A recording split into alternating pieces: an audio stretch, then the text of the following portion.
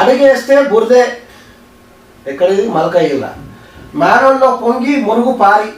Gautam Nagar division రాజా శ్రీనివాస్ నగర్ బస్తీ దవాఖానా ఎదుట manhole పొంగితుండడంతో మురుగు రోడ్లపై పారుతుంది. దుర్వాసన వస్తుండడంతో అటుగా రాకపోకలు సాగించే వాహనదారులు ఇబ్బందులు ఎదుర్కొంటున్నారు. అధికారులు మ్యాన్హోల్కు మరమ్మతులు నిర్వహించాలని స్థానికులు కోరుతున్నారు. ఏందో ఏమో ఇది, ఈ మ్యాన్హోల్ మొగుడేందో అర్థమవుతుంది. నెక్స్ట్ చిన్మయ మార్గంలో ఇది పరిస్థితి. అబ్బా ఇట్లుంటుంది నంతోవా. ఇగో చెత్త బురద ఏంటిది?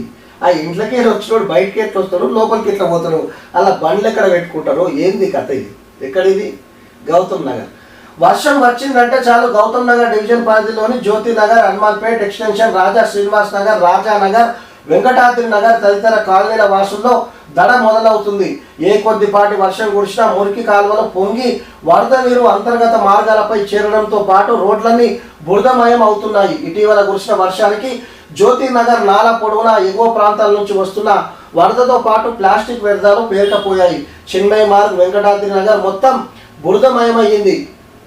జ్యోతి నగర్ రైల్వే ట్రాక్ వద్ద రైల్వే అధికారులు నాలా ఆధునీకరణ పనుల్లో భాగంగా చేపడుతున్న ఆర్యూబీ నిర్మాణ ప్రాంగణం వద్ద నీటితో నిండిపోయింది. అధికారులు, ప్రజాప్రతినిధులు శాశ్వత ప్రతిపాదన చర్యలు తీసుకొని వరద కష్టాల నుంచి తమను విముక్తి కలిగించాలని స్థానికులు కోరుతున్నారు. వాళ్ళు కోరుతూనే ఉన్నారు. ఈ సమస్య ఏడేసిన గొంగడ అన్నీ ఉన్నారు. చూసుకో. ఇక వెంకటాద్రి నగర్లో దుస్థితి మొత్తం ఇది గౌతమ్ నగర్ డివిజన్లోని పరిస్థితి. ఏది? అగో రాజా శ్రీనివాస్ నగరు, చిన్మయ మార్గు, వెంకటాద్రి నగర్. చూడు. సో నిన్న ఒక విలేకరు నాకు ఫోన్ చేసి అడిగిండు, గౌతమ్ నగర్ డివిజన్లో అసలు ఏం సమస్యలు లేవంటన్నా నిజమేనా అని నన్ను అడిగితే నాకేం తెలుస్తుంది, నువ్వు కాలనీలలో పోయి నువ్వు తిరిగితే తెలుస్తుంది అని చెప్పిన.